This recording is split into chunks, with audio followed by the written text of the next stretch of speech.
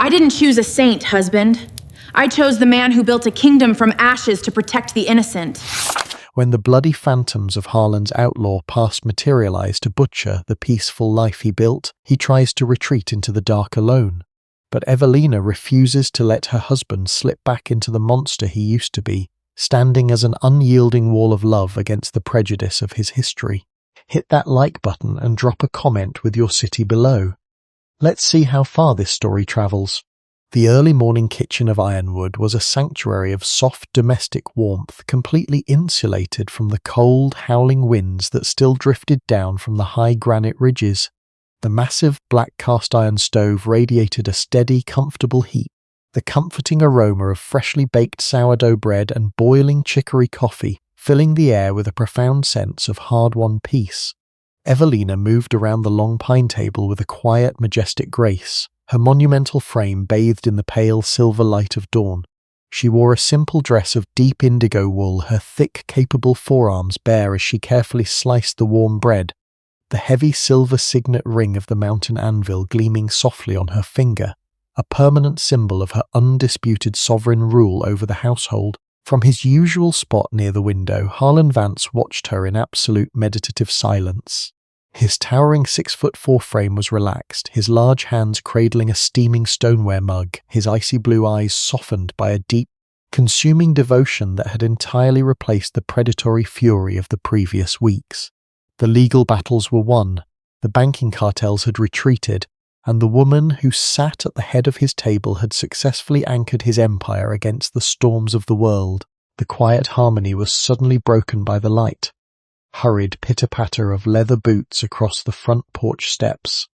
Young Toby burst through the heavy timber door, his small face flushed from the crisp morning air, his arms wrapping tightly around a small, weathered cedar box he had found perched directly atop the main gatepost.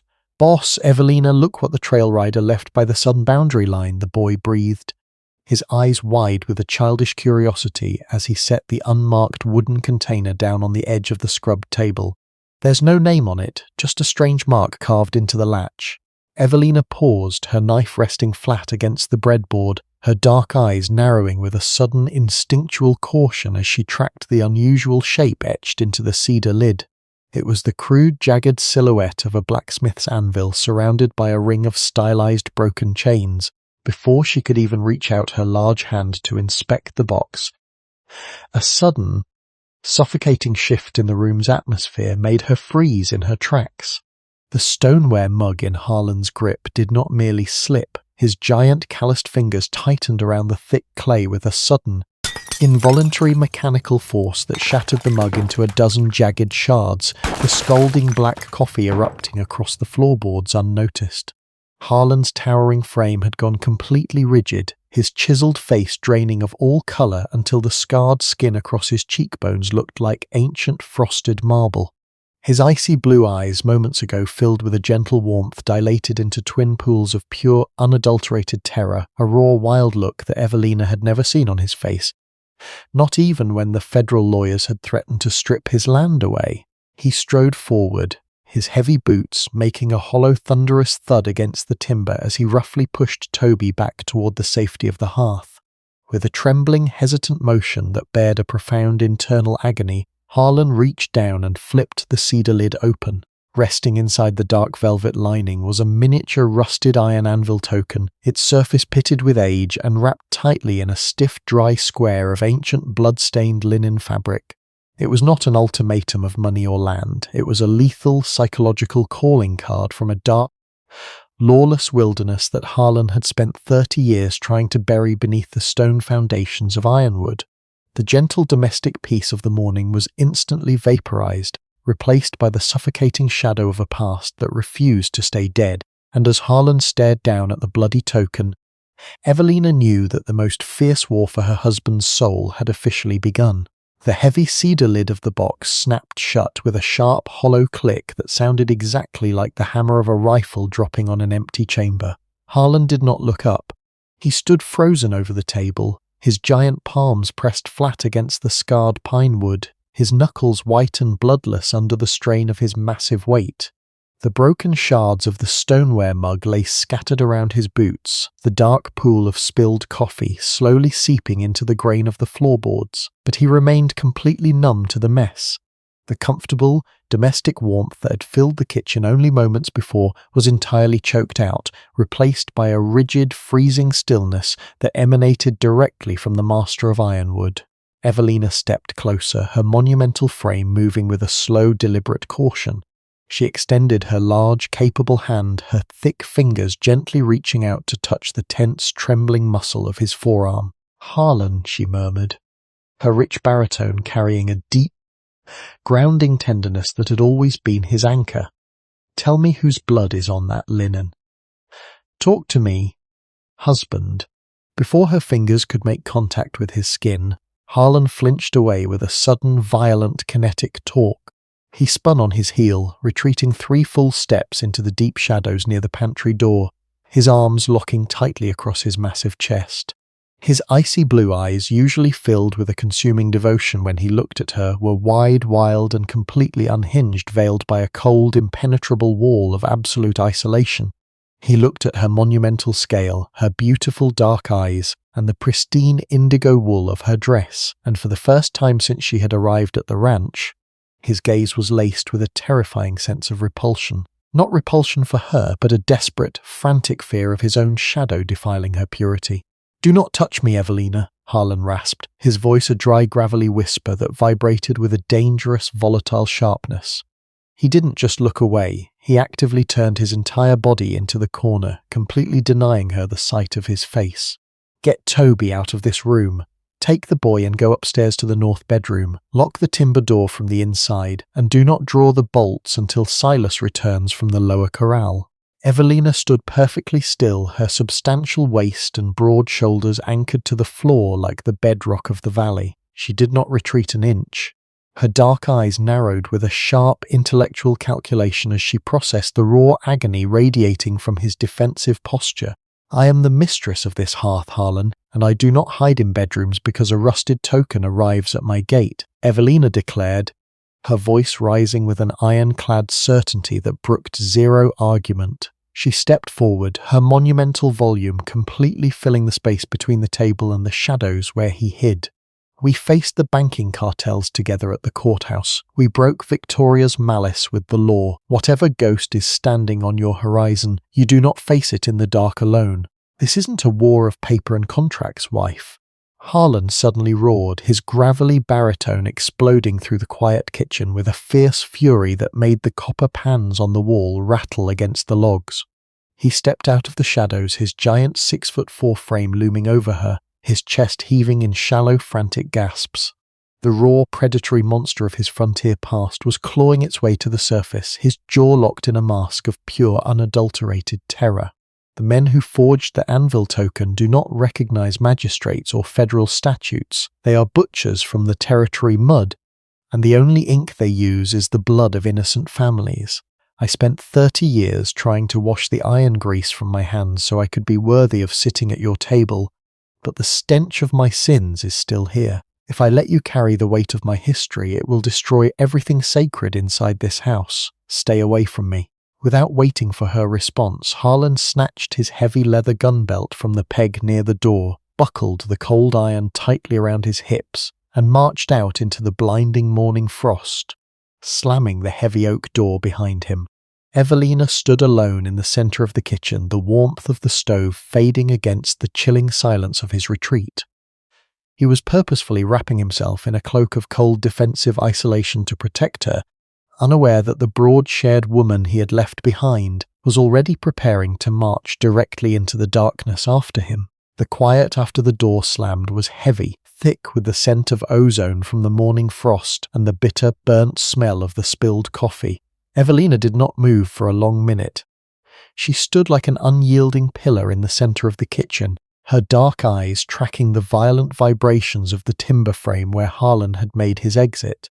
She could feel the profound, jagged rift in her husband's mind, at a psychological fracture far deeper than any financial threat the Eastern cartels had thrown at them.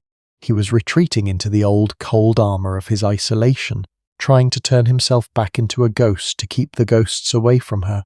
But she was not a woman who could be pushed into the shadows by a sudden burst of anger. Evelina breathed out a slow, deliberate breath, the rich warmth of her respiration visible in the chilled air of the room. She looked down at young Toby, who was still huddled near the corner of the brick hearth, his small hands clutching the polished harness buckles, his face pale with a silent, intuitive dread. "Pick up the pieces of the clay, Toby," Evelina said softly, her rich baritone voice filling the quiet room with a calming, rhythmic density that instantly dissolved the boy's panic. She knelt beside the spill, her monumental frame moving with an absolute grace as she used a clean linen cloth to wipe the dark stain from the pine floorboards. "The wood is not ruined, and neither is the mourning. Take the cedar box and place it on the top shelf of the pantry, behind the flour sacks. We do not leave our problems on the table where they can sour the bread." The boy nodded quickly, comforted by the unshakable certainty of her movements, and hurried to execute her commands. Evelina rose to her full height, untying her canvas apron and rolling her sleeves down over her formidable forearms. She did not hunt Harlan down across the freezing pastures, nor did she demand immediate answers from the old foreman. Instead, she walked out onto the back porch, her heavy boots making a solid, measured rhythm against the planks. Silas was already there, standing near the water trough with a Winchester held loosely in his grip, his scarred face grim as he watched the distant, dark silhouette of Harlan's stallion tearing across the northern ridge trail. "He's running blind, ma'am," Silas said low, his raspy voice tight with an ancient worry. "I haven't seen that look in his eyes since the winter of '84 when the regulators tried to burn the valley out. He thinks he's the only shield left." "He is a fool if he thinks a shield only has one side, Silas," Evelina replied, her dark eyes tracking the distant dust cloud on the horizon. She did not sound angry, her voice held the immense protective warmth of a fortress preparing for a siege. "We will not force him to speak until his blood cools. Double the guards on the southern boundary line, and tell the line riders to keep the cattle close to the granite shelves. If a shadow is coming from his past, I want the gates watched, but I want the hearth warm. Go!"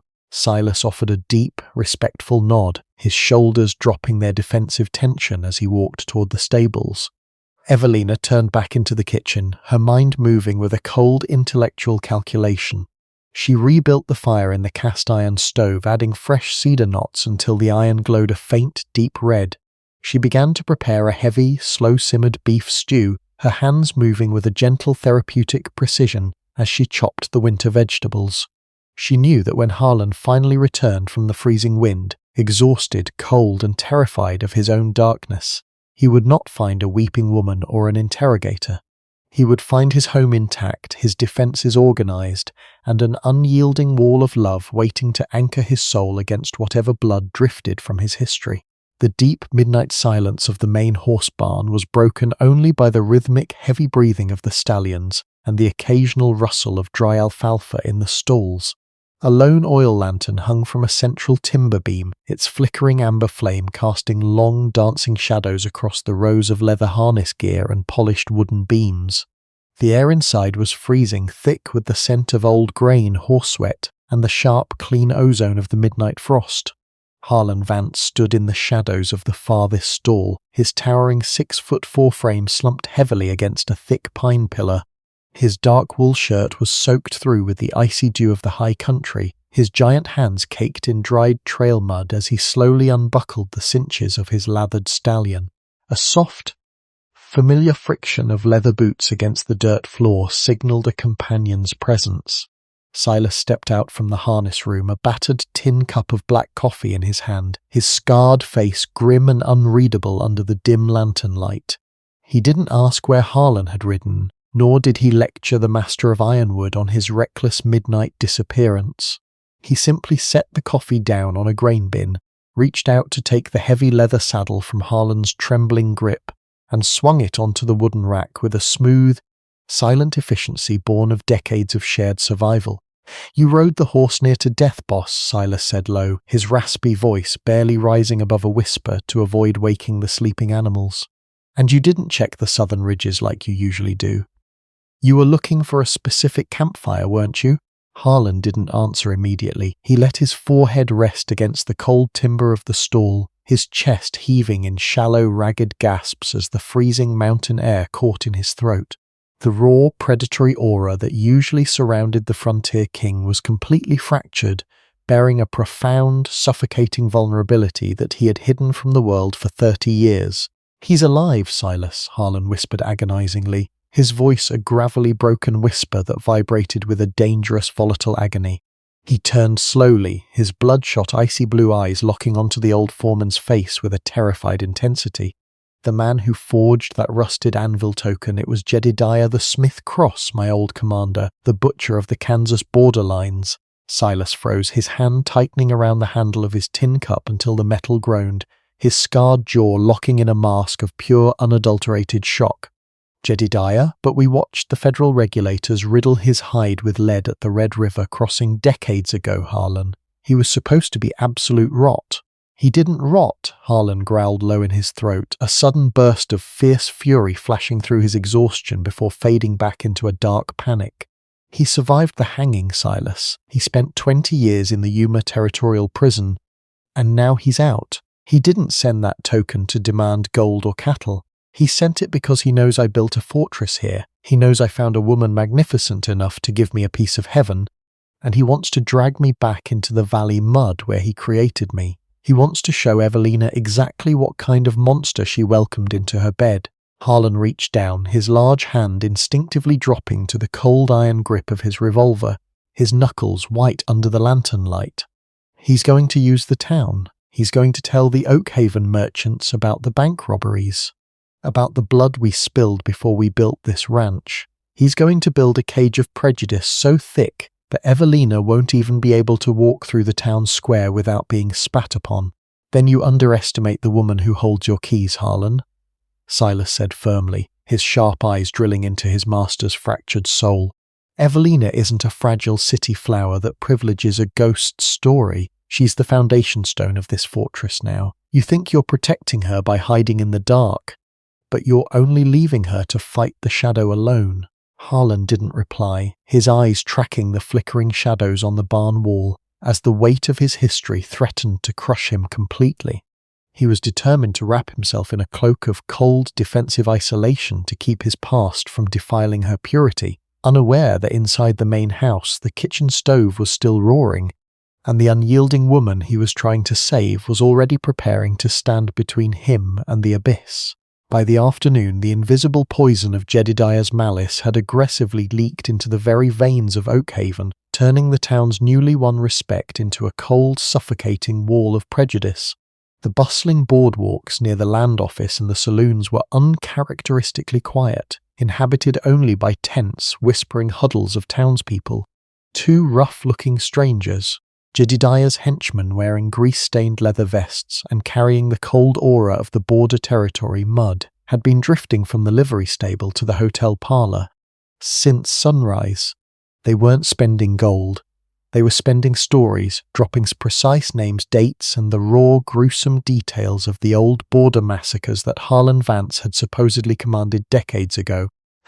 The rapid, infectious spread of these malicious rumors was like a slow burning fuse detonating the fragile peace of the frontier. When Silas rode the supply wagon past Grimes's general store, the change in the atmosphere was immediate and punishing. Mr. Grimes, who had just offered crates of winter apples in total submission a day prior, didn't even step out onto his porch.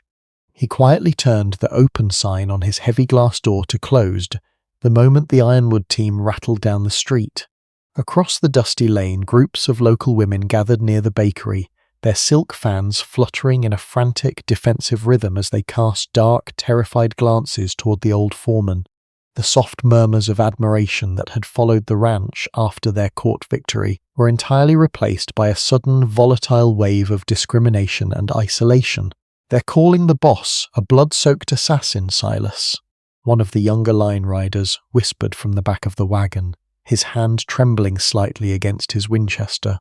"The blacksmith refused to shoe our pack mules, and the bank teller looked at me like I was holding a torch to his house. They're talking about a federal marshal investigating the old graves." Silas locked his jaw, his scarred face tightening with a fierce resentment that he forced himself to suppress. He could see the venomous design of Jedediah Cross working perfectly through the cowardice of the townspeople. The outlaw king wasn't using dynamite to crack open the walls of the Vance Empire. He was using the bloodless, crushing weight of public prejudice to isolate Ironwood, turning their proud fortress into a quarantined tomb before he delivered the final strike. The town they had saved was turning its back on them, entirely convinced that the Grand Cattleman was a monster whose dark history would defile the sacred ground of their valley. The heavy iron shoes of midnight struck the frozen mud of Oakhaven's main street with a dull, hollow rhythm that felt entirely disconnected from the bustling energy of the frontier town. Harlan Vance rode alone, his massive 6'4" frame hunched slightly forward against the bitter wind, his dark canvas duster pulled tight to obscure the glint of his customized Colt revolver. He hadn't brought Silas, and he hadn't told Evelina of his midday departure.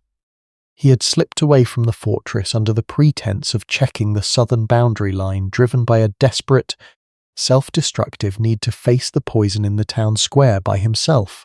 The response from the community he had built and protected was an immediate, agonizing wave of discrimination.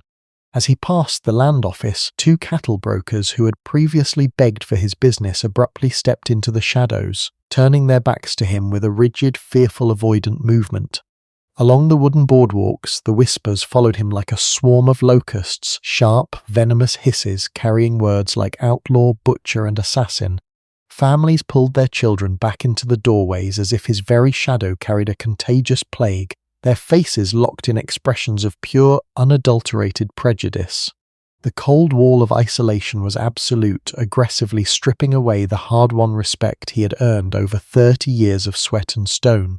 Harlan dismounted near the hitching post of the town registry, his large hand trembling slightly as he tied the reins, his chiseled jaw locked so tightly his teeth ground against the bone. He didn't roar in a fierce fury. He didn't draw his weapon to force their submission. For the first time in his life, the proud spirit of the frontier king was completely broken, his self-esteem systematically pulverized by the devastating realization that the townspeople weren't just afraid of his gun, they were repulsed by his soul. He stood alone on the timber planks, staring down at his mud-splattered boots, completely crushed by the toxic weight of their judgment. As the mocking whispers intensified from the saloon windows, Harlan began to believe the terrible, ancient lies himself. He looked at his large, scarred hands and saw only the blood of his wild youth, internalizing the terrifying certainty that he was indeed a toxic monster, a permanent stain of darkness whose history would inevitably defile and destroy the unyielding, sacred sanctuary that Evelina had built at his table.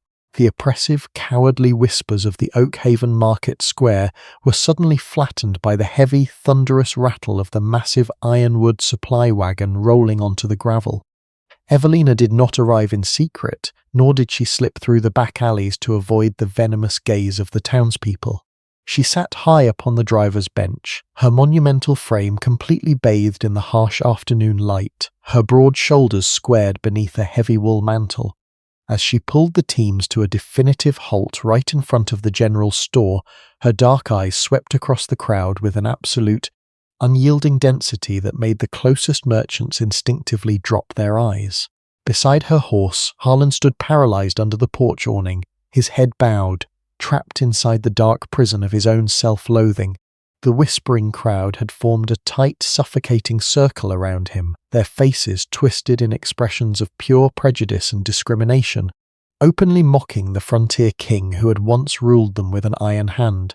"Look at the great cattleman," Mrs. Sterling sneered from behind her lace fan, her voice carrying an aggressive, clinical malice. A blood-soaked assassin hiding behind his acres. His history is a disease that will defile everything sacred in this valley. He belongs in a federal noose, not among decent folk. Evelina did not wait for Silas to hand her down. She moved with a slow tectonic momentum, stepping off the high wagon bench and landing on the wooden boardwalk with a heavy, grounding thud that vibrated straight through the pine planks. Her magnificent volume easily parted the sea of staring townspeople as she marched directly into the center of the hostile circle, her towering presence completely obstructing the crowd's view of her fractured husband. The silver signet ring of the mountain anvil gleamed proudly on her thick finger as she drew herself up to her full magnificent height, casting an immense, protective shadow over Harlan's slumped frame. "Silence your treacherous tongues, the lot of you." Evelina's rich, resonant baritone boomed across the crowded market, her voice carrying a deep tectonic power that instantly crushed the rising wave of gossip. She didn't plead for their mercy, she demanded their respect with an ironclad certainty that left zero room for ambiguity. "You stand here spitting your cowardly prejudice at the man who built the very roofs over your heads. When the horizontal blizzards threatened to freeze your livestock, it was Harlan Vance who risked his life to clear the high passes. When the mountain floods threatened to wash your banks into the river, it was his fortress that provided the timber and the muscle to rebuild your foundations." She stepped directly into Mrs. Sterling's personal space, her broad chest and formidable shoulders completely caging the wealthy socialite against the brick wall. Her dark eyes burned with a razor-sharp intellectual calculation that laid bare the hypocrisy of the entire town. "You call his past a monster, yet you happily fed your families on the safety his Winchesters purchased for this valley," Evelina declared, her voice ringing out like a cathedral bell. "His honor is not dictated by the malicious stories of border outlaws, and his soul is not something you can isolate with your petty whispers. I am the Empress of Ironwood, and I stand here as his absolute unbending solidarity. If any man or woman among you believes my husband is a monster, step forward right now and say it to my face, or clear the path and let us pass." A profound, suffocating silence fell over the town square. Not a single merchant stepped forward, not a single fan fluttered. The crowd fractured and pulled back in pure instinctual awe of the monumental woman who had just single-handedly shattered their wall of judgment. Harlan slowly raised his head, his icy blue eyes wide with a sudden, overwhelming emotion as he looked at his wife. The external siege of public prejudice had been completely pulverized, but as Evelina wrapped her large hand around his arm to lead him back to the wagon, she knew the truest battle was still waiting for them inside the silent, dark corners of his own heart. The heavy silence of midnight wrapped around the ironwood study like a suffocating shroud of charcoal smoke. The single green-glass banker's lamp on the grand mahogany desk cast a narrow, flickering pool of amber light, leaving the rest of the room buried in deep, cavernous shadows. Outside, the freezing mountain wind howled against the thick timber walls, a relentless reminder of the harsh, unyielding frontier. Harlan Vance sat alone in the darkness, his towering 6'4" frame slumped in the heavy leather chair, his large hands resting flat against the wood. He didn't move. He didn't pour himself a drink, he merely stared down at his calloused palms, his chiseled features hardened into a mask of torturous internal agony. The magnificent display of defense Evelina had mounted in the town square earlier that day had not cured him. It had only amplified the violent, suffocating storm raging inside his chest. Every time he closed his eyes, he didn't see the retreating faces of the Oakhaven merchants. He saw the cold, bloodshot eyes of Jedediah Cross. He heard the grotesque, historical accounts of his own youth being paraded through the streets like a plague. The town's vicious prejudice and discrimination were no longer just external threats to be crushed with a Winchester or outmaneuvered with a legal contract. They had become a mirror, forcing him to look at the raw, predatory beast he had spent 30 years trying to outrun. His greatest, most paralyzing fear was no longer the physical destruction of his fortress or the loss of his massive cattle herds. It was something far more intimate, far more devastating. He looked toward the ceiling, his eyes tracking the soft, faint glow of the kitchen stove radiating through the floorboards from the room above, where Evelina was quietly checking on Toby. A profound, agonizing pang of guilt pierced his chest. Harlan realized that the more his magnificent wife stepped into the light to shield him, the more she exposed her own name to the toxic mud of his history. She was a creature of absolute light, an anchor of unyielding protective warmth and intellectual brilliance. She was completely sacred, and he, by the unchangeable verdict of his blood-soaked past, was an assassin born of the border massacres. "I am going to destroy her," Harlan rasped into the empty room, his gravelly baritone a broken, hollow vibration that rattled against the glass of the lamp. The internal conflict tore at his sanity with a fierce mechanical torque. His primal instinct demanded that he wrap himself back in the cold defensive isolation of his outlaw days, that he push Evelina away, pack his saddlebags and hunt Jedediah into the high crags alone, even if it meant dying in the slush. He believed with a terrifying self-destructive certainty that his very presence would inevitably defile her purity, dragging her down into the quarantined tomb of his reputation. He was a monster caked in iron grease and old blood, trying to figure out how to love a goddess without blackening her wings, completely trapped in the darkest night of his soul. The heavy timber door of the study creaked open, and Harlan stepped into the radiant, amber warmth of the kitchen, his giant frame casting a long fractured shadow across the pine floorboards. The great cast-iron stove was still roaring, its deep heat a striking contrast to the freezing midnight wind howling outside the walls of the fortress. Evelina sat quietly by the brick hearth, her monumental frame draped in the soft indigo wool, her dark eyes looking up as her husband approached. She didn't say a word, she simply pulled a heavy cedar bench closer to the flames, inviting him into her space with a silent maternal warmth. Harlan did not sit. He collapsed to his knees right before her, his massive 6'4" frame suddenly looking incredibly small as he buried his face in the thick canvas of her apron. For the first time in 30 years, the unyielding, terrifying master of Ironwood began to weep. His giant shoulders heaved in violent, silent gasps, the heavy, hot tears spilling down his chiseled, scarred face and soaking into the dark wool of her dress. The raw, fierce talk of his internal torment finally broke the iron locks on his heart, bearing a profound, jagged vulnerability that he had never shown to another living soul. "I was a monster, Evelina," Harlan choked out, his gravelly baritone cracking with an agonizing guilt that shook his entire frame. He raised his eyes, his bloodshot icy blue gaze looking up at her with a desperate, frantic terror. The townspeople, their prejudice and discrimination, they aren't completely wrong. Before I built this ranch, before I washed the grease from my skin, I was Jedediah's primary weapon. I was a cold, unyielding assassin on the Kansas borderlines. I rode into sleeping settlements, I pulled the iron trigger without mercy, and I watched innocent homes burn to absolute ash. My youth was nothing but a trail of blood and iron. He reached up, his large, trembling hands gripping her wide wrists, his knuckles white against her skin. Every acre of this dirt, every log of this house was bought to bury those graves. But the stench of the dead doesn't wash away. When I look at you, so pure and sacred, I am paralyzed by the terrifying certainty that my history will inevitably defile your name. I am a quarantined tomb, wife, and if I let you carry the weight of my sins, the world will isolate you until there is nothing left of the heaven you brought to my table. I am so afraid of destroying the queen who saved me." The profound, agonizing echo of Harlan's confession seemed to freeze the very air inside the Ironwood kitchen.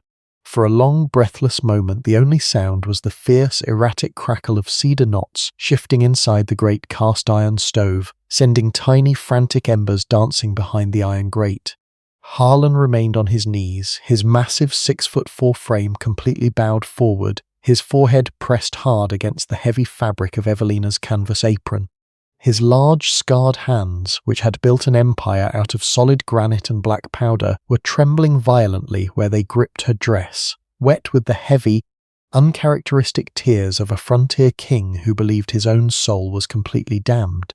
Evelina did not speak immediately. She did not offer a fragile, hollow sentence of pity, nor did she flinch away from the dark, blood-soaked history he had just laid bare at her feet. Instead, her monumental frame moved with a slow, majestic density that radiated an absolute, unshakable sanctuary. She reached down, her large, capable hands coming to rest flat against the broad expanse of Harlan's trembling shoulders. Her thick, powerful fingers dug gently into the tense, rigid muscle of his back, anchoring him to the floorboards. With a smooth, effortless display of her monumental scale and strength, she shifted her weight, wrapping her substantial arms entirely around his massive chest and pulling him tightly up against the expansive, warm fortress of her bosom. She held him with a crushing maternal and protective authority, effectively caging his violent internal storm within the absolute solidarity of her embrace. Her touch radiated a deep, thermal warmth that immediately intercepted the freezing midnight panic that had paralyzed his veins. "Look at me." "Harlan Vance," Evelina commanded softly, her rich, resonant baritone carrying a deep, tectonic clarity that acted like a bucket of ice water over his burning guilt. When he slowly raised his head, his bloodshot, icy blue eyes wide and wild with a desperate terror, she did not look away. She reached out her large hand, her thick fingers gently brushing the hot, heavy tears from the scarred skin of his cheekbones, her dark eyes drilling directly into his fractured soul with a razor-sharp intellectual calculation and an infinite, unyielding devotion. "You speak to me of your youth as if you are the only man in this wild wilderness who has had to walk through the valley mud to survive," Evelina declared, her voice rising with an ironclad certainty that echoed through the heavy timber rafters of the house.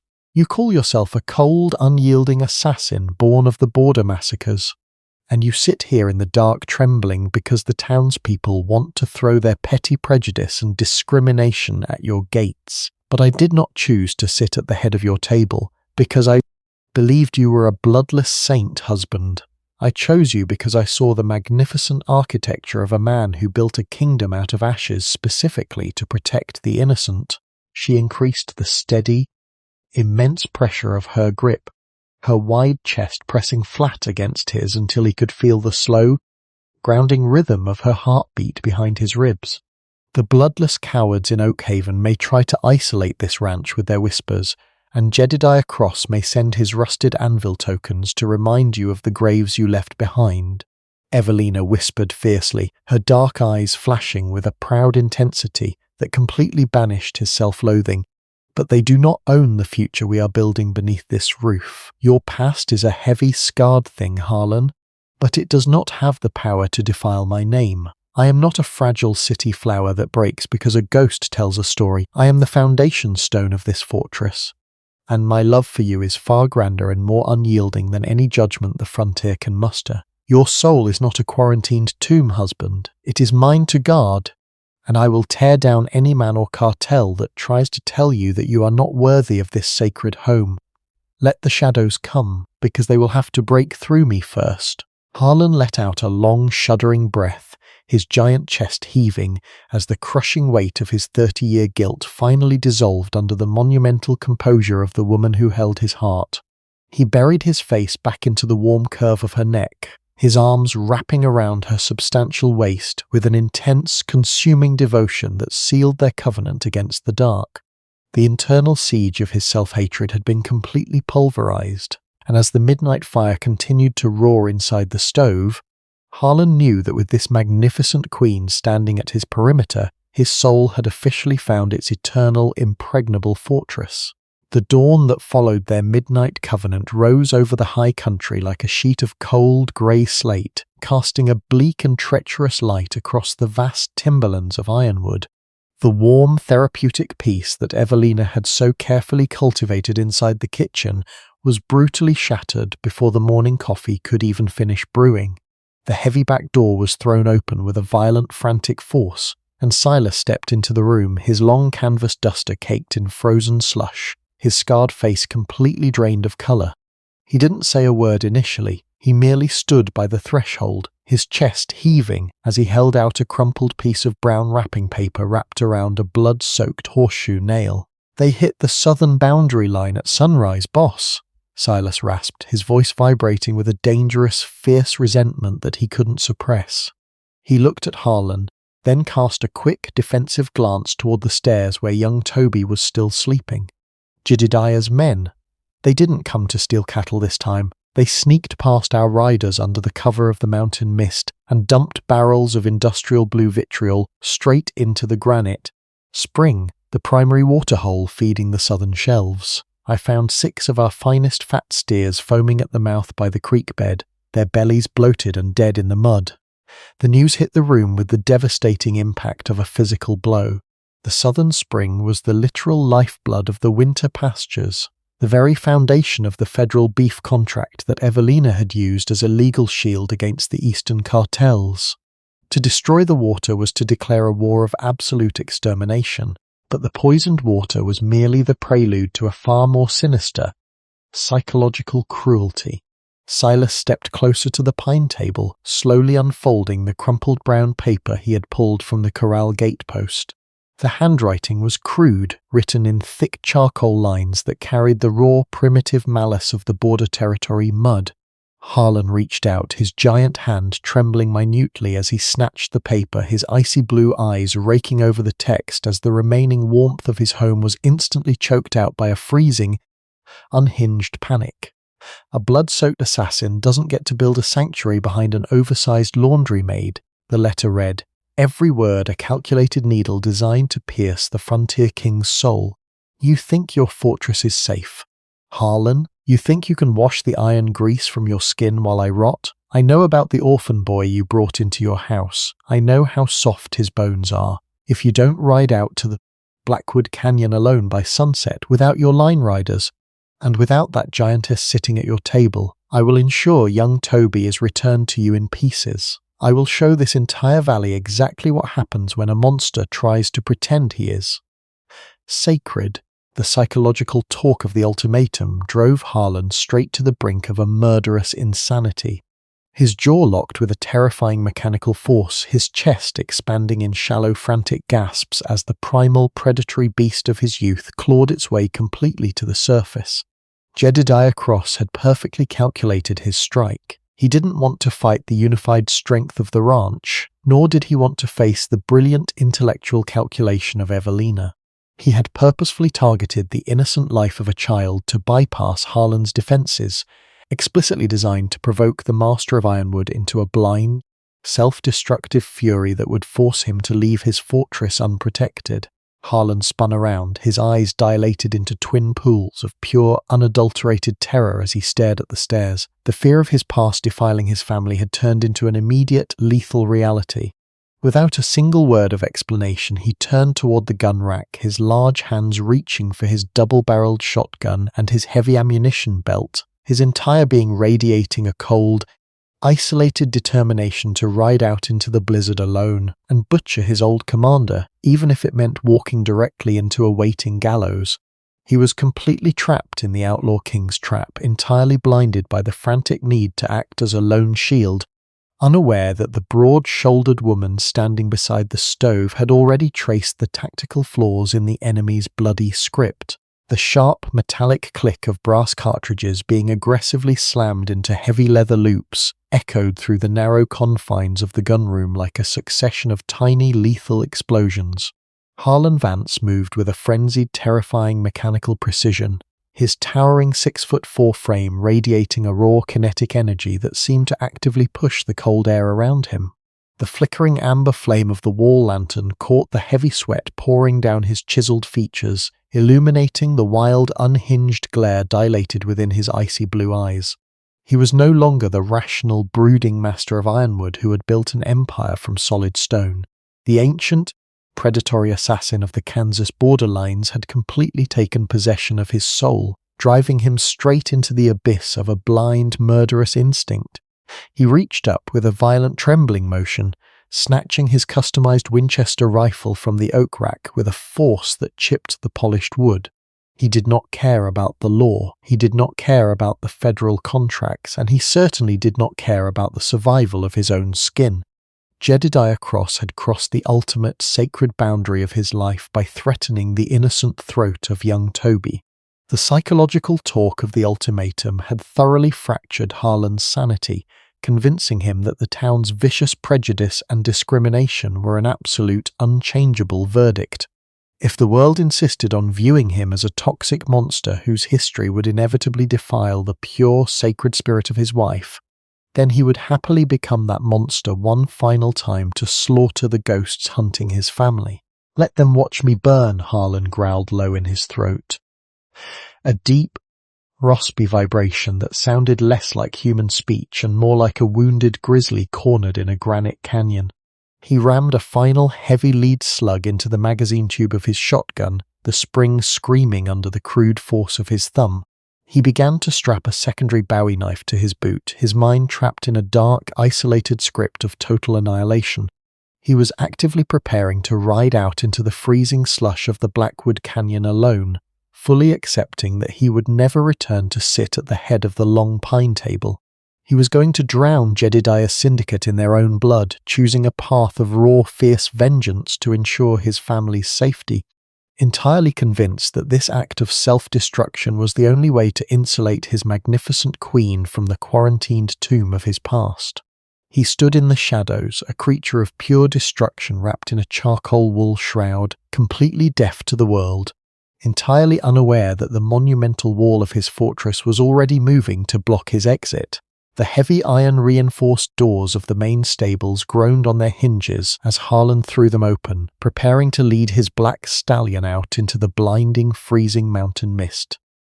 His Winchester was already shoved into the leather scabbard, his gloved hand gripping the reins with a white-knuckled intensity that made the heavy leather creak.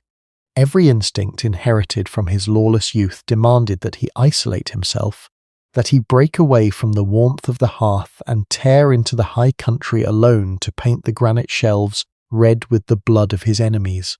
He had completely surrendered to the dark illusion that he was a lone shield meant to shatter in the wilderness so his family could survive. Step away from the saddle.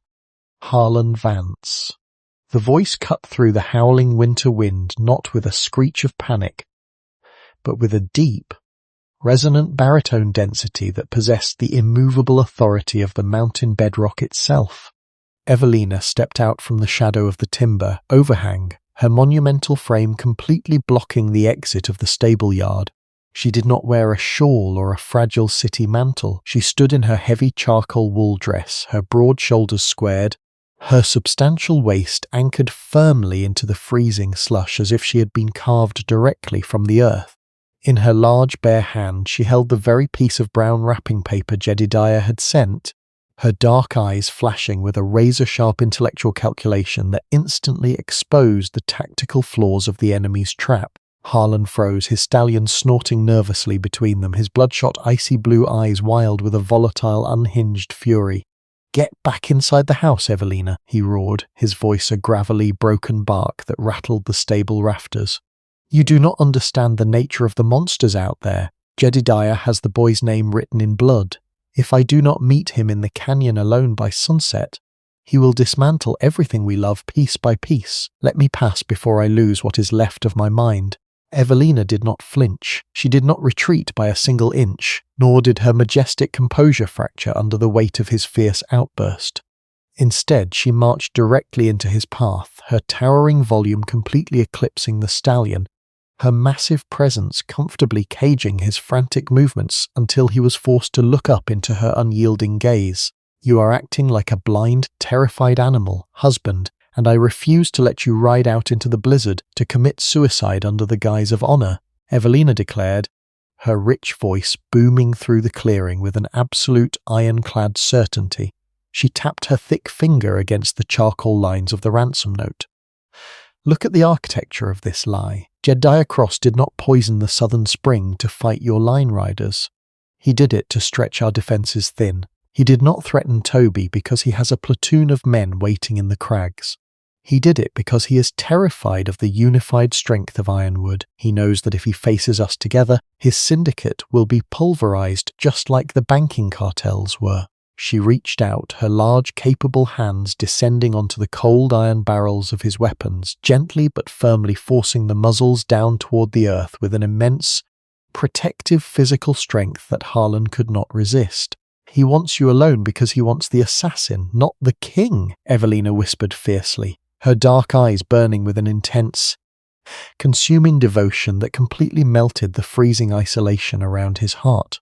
"He wants you to return to the valley mud so the town's prejudice can win, but you are the master of Ironwood, and I am your queen. We do not accept ultimatums from ghosts, and we do not break our covenant because a butcher rattles his chains. Silas has already secured Toby in the cellar with 3 Winchesters. We are not hiding, and you are not riding into the dark alone. Saddle my mare, Harlan. If there is a war to be fought in the Blackwood Canyon, we will ride into the fire together, side by side as one unyielding wall." The narrow, jagged jaws of the Blackwood Canyon swallowed the afternoon light. leaving the snow-dusted granite walls cast in a bleak, suffocating shadow. A freezing wind whistled through the high stone crevices like the breathing of an old executioner, kicking up flurries of icy grit that swirled over the frozen creek bed. At the center of the clearing stood Jedediah Cross, his scarred, weathered face twisted into a triumphant, grotesque sneer as he leaned against the obsidian pommel of his saddle. Behind him, 4 rough-necked henchmen sat on their horses, their fingers resting lazily on the triggers of their shotguns, their eyes scanning the path for a single broken rider. The soft, rhythmic crunch of heavy hooves against the ice signaled an arrival, but it was not the sound of a lone man entering his grave. Through the white mountain mist emerged 2 massive silhouettes riding in perfect, unbroken alignment. Harlan Vance sat upon midnight, his towering 6'4" frame casting a shadow of pure, dangerous torque across the snow, his chiseled features locked in an icy mask. But beside him, commanding the very gravity of the canyon, rode Evelina. Her monumental frame was unyielding, her broad shoulders squared proudly beneath her charcoal wool duster, her dark eyes reflecting a razor-sharp intellectual calculation that instantly drained the arrogance from Jedediah's expression. The silver signet ring of the mountain anvil on her thick finger caught the dying sunlight, gleaming like a sovereign declaration of war. "Well, look at the great border killer," Jedediah spat, his raspy voice echoing off the granite walls as he reached for his revolver. "Brought your oversized laundry maid to watch you hang, did you, Harlan? You forgot the rules of the territory, Mud. You were supposed to come alone, or the boy gets returned in pieces.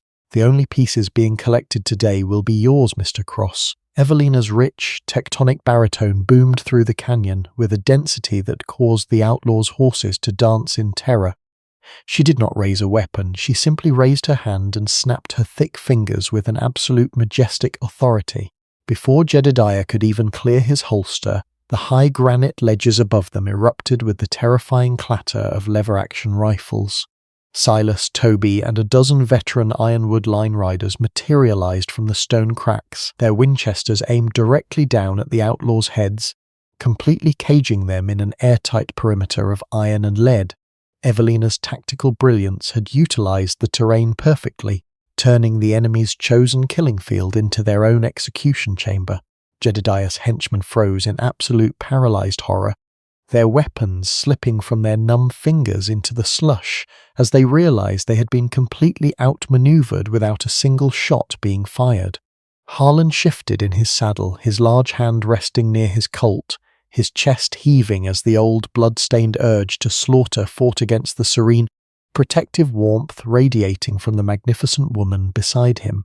He looked at Evelina, seeing the unbending devotion in her eyes, and remembered his sacred covenant to remain a builder, not a butcher. "Drop the iron, Jedediah," Harlan growled low, his gravelly voice vibrating with a terrifying power that completely crushed his old commander's spirit. "My wife just stripped the teeth from your mouth. You wanted the monster from the history books, but you are looking at the king who just broke your neck. The frontier belongs to her now." The chilling wind of the Blackwood Canyon seemed to lose its violent edge, dropping into a low, defeated whistle against the immense granite monoliths. Jedediah Cross sat paralyzed atop his trembling horse, his weathered hands raised high into the freezing air, his gaze darting frantically from the row of loaded Winchesters, lined up along the high stone ledges down to the immovable woman blocking his escape. The absolute airtight trap that Evelina had orchestrated had completely dismantled his leverage within a matter of minutes. His hired guns had already cast their weapons into the slush, their faces masked in a pale, silent terror as Silas and the veteran line riders kept their iron sights locked onto their chests. Harlan Vance dismounted slowly from midnight, his heavy leather riding boots striking the frozen earth with a dull, echoing thud that resonated through the quiet canyon like a drumbeat. The wild, unhinged aura of the border assassin was entirely gone, replaced by the grand, quiet majesty of a king who had finally conquered his own darkness. He walked directly up to Jedediah's stirrup, his towering 6'4" frame casting an immense dark shadow over his old commander. His hand did not reach for the customized Colt revolver at his hip. His fingers remained relaxed, completely rejecting the violent, blood-stained script Jedediah had tried to force upon him. You thought you could drag me back into the territory, mud, Jedediah, Harlan said, his gravelly baritone low and steady, vibrating with a profound structural power that filled the entire stone clearing. You believed that if you threatened the throat of a child, I would abandon the sanctuary I built and become a butcher once more just to satisfy your malice. But the man who rode with your raiders died 30 years ago, and the empire I stand upon today was built on stone, not graves. Jedediah bared his yellowed teeth in a desperate, weak snarl, his body shaking with a mixture of rage and freezing cold. You think you're a decent man now, Vance? You think this oversized woman can wash the iron grease from your history? The moment the federal marshals hear about the old banks, they will bring a scaffold to your gate. The marshals are already waiting at the county line, Mr. Cross. Evelina's rich, resonant voice boomed from atop her mare, her monumental frame moving forward to join her husband. She sat with an absolute imperial composure, her broad shoulders squared proudly against the mountain-gale, her dark eyes drilling into the outlaw's soul with a cold intellectual calculation. She held up the official legal document bearing the fresh blue ink of a territorial warrant. Silas did not just ride to the high pastures. He delivered the certified telegrams of your extortion and the chemical analysis of the poisoned spring to the federal authorities' sunrise this morning. You are not an outlaw king executing a legacy. Vengeance, you are a common cattle thief caught destroying government supply lines. She turned her gaze to Silas, her thick silver signet ring gleaming brilliantly under the fading twilight. Bind them securely, Silas. Tie their wrists with the heavy hemp lead ropes and hitch their horses to the back of the supply wagon. We are not leaving their carcasses to defile the wilderness. We are marching them straight through the front gates of Oakhaven, so the entire valley can witness the exact nature of the shadow they feared. Harlan looked up at his wife, his bloodshot icy blue eyes overflowing with an intense consuming devotion that completely healed the remaining fractures in his heart. He reached out his large, calloused hand, his thick fingers wrapping around her bare, formidable hand, drawing strength from the unyielding protective warmth of her touch. He was no longer a pariah hiding from his past. He was a husband standing beside his queen, entirely insulated from the darkness by the magnificent fortress of her love. The late afternoon cast long, amber shafts of light across the main street of Oakhaven, painting the wooden boardwalks and brick storefronts in a deep, theatrical bronze. The quiet tension that had hung over the community since the rumors began exploded into a frantic, breathless gathering as the heavy iron-rimmed wheels of the Ironwood supply wagon rattled down the center lane. The townspeople surged from the land office, the hotel parlor, and the saloons, their eyes widening in absolute paralyzed astonishment at the procession entering their square, riding at the head of the caravan.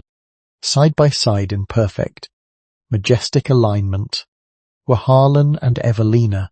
Harlan sat tall upon midnight, his giant frame casting a long commanding shadow across the timber planks, his chiseled jaw relaxed, his posture radiating the quiet dignity of a protector who no longer feared the judgment of the crowd.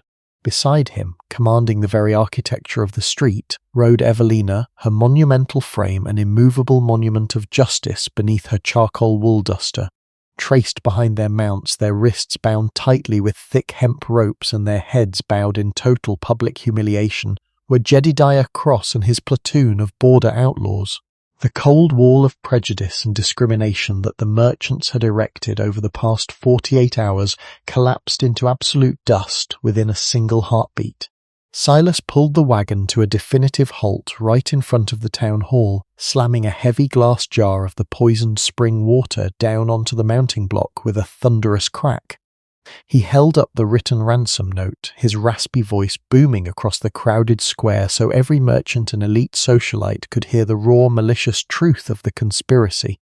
"Here is your boogeyman, citizens of Oakhaven," Silas roared, his scarred face tightening with a fierce, triumphant pride as he pointed his whip at the trembling form of Jedediah. "This is the scum you welcomed into your saloons, the beast whose lies you used to isolate the man who preserved this valley. They poisoned your primary winter water line and threatened the life of a child just to force a fraudulent foreclosure. And the master of Ironwood did not ride out with a Winchester to murder them. He used the law and he brought them in alive to face a federal magistrate. A profound, suffocating silence of pure shame fell over the assembled crowd. Mrs. Sterling slowly lowered her lace fan, her face turning a pale, translucent white as she looked from the bound outlaws up to the majestic composure of the broad-shouldered woman sitting at the head of the column. The townspeople realized with a sudden and overwhelming clarity that their judgment had been a hollow, cowardly thing, and that the grand cattleman they had sought to treat as a pariah was the only shield standing between them and total lawlessness. Evelina drew her horse forward by a single deliberate step, her towering presence completely filling the space before the town hall steps. Her dark eyes swept over the silent crowd with a cold, razor-sharp authority that forced the closest shopkeepers to look down in absolute submission. "The gates of Ironwood remain open to honest trade, and our ledgers are clear," Evelina declared, her rich tectonic baritone echoing through the rafters of the boardwalks with an ironclad certainty. "But let this day serve as a permanent lesson to this valley. My husband's honour is not something you can alter with market whispers, and our fortress does not break because a ghost rattles his chains. We have delivered your security. Now clear the path and let us return to our hearth." The crowd fractured instantly, pulling back along the boardwalks in a wave of deep, reverent murmurs as Harlan and Evelina turned their horses back toward the northern ridge. The external siege of public prejudice had been completely pulverized, and as they left the subdued town behind them, Harlan knew that the final chapter of their triumph was waiting to be sealed within the warm, sacred walls of the home they had fought so fiercely to preserve. The night that blanketed the high country was no longer a frozen, predatory void, but an immense shroud of deep indigo velvet illuminated by a brilliant canopy of crystalline frontier stars. Inside the great timber fortress of Ironwood, the massive black cast-iron stove roared with a furious, triumphant heat, its deep thermal energy completely pushing back the residual chills of the High Canyon War. The comforting aroma of roasting winter squash, caramelized onions, and slow-simmered beef stew filled every corner of the house, weaving an unshakable atmosphere of hard-won security and absolute peace. The quiet sanctuary of the hearth had survived the fiercest storm the border territory could muster. Young Toby sat safely on a hand-carved cedar bench near the fire, his small hands holding a polished piece of pine wood he was whittling, his face reflecting the bright, dancing amber flames. Every trace of fear had evaporated from the boy's eyes, replaced by a profound, restful certainty as he looked up at the two towering figures who stood near the long pine table. Across the room, Silas quietly cleaned the mechanism of his Winchester rifle, his scarred features relaxed into a rare, satisfied smile before he offered a silent, deeply respectful nod to his master and mistress and stepped out into the quiet midnight yard. Harlan Vance stood with his back to the hearth, his giant 6'4" frame completely relaxed, the heavy canvas duster and leather gun belt thrown aside. His icy blue eyes, which had spent decades guarded by a cold wall of isolation, were completely clear, overflowing with an intense, consuming devotion that mirrored the steady glow of the embers. He reached out his large, calloused hands, his thick fingers gently wrapping around the formidable, warm wrists of the woman who had anchored his soul against the abyss. He looked down at the heavy silver signet ring of the mountain anvil gleaming securely on her thick finger, realizing that she had not just saved his lands. She had systematically rebuilt his honor from the ashes of his history. Evelina leaned into his space, her monumental frame moving with an absolute majestic grace that filled the entire center of the room. She wrapped her substantial arms around his massive chest, her wide shoulders squaring as she drew him tightly into the expansive fortress of her embrace, sealing their permanent victory over the prejudices of the valley. They stood as one unyielding monument, a pure and sacred alliance that no cartel, no outlaw commander, and no malicious rumor could ever hope to fracture. The world had tried to force them into a quarantined tomb of discrimination, but together they had forced the entire frontier to bow before the grand architecture of their love. True honor is never defined by the ghosts of our past, nor can it be stolen by the cowardly whispers of an ignorant society.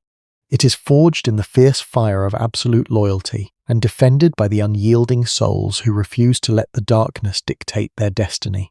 Thank you for walking this profound and emotional journey through episode 7 of the Cowboy Heartweaver.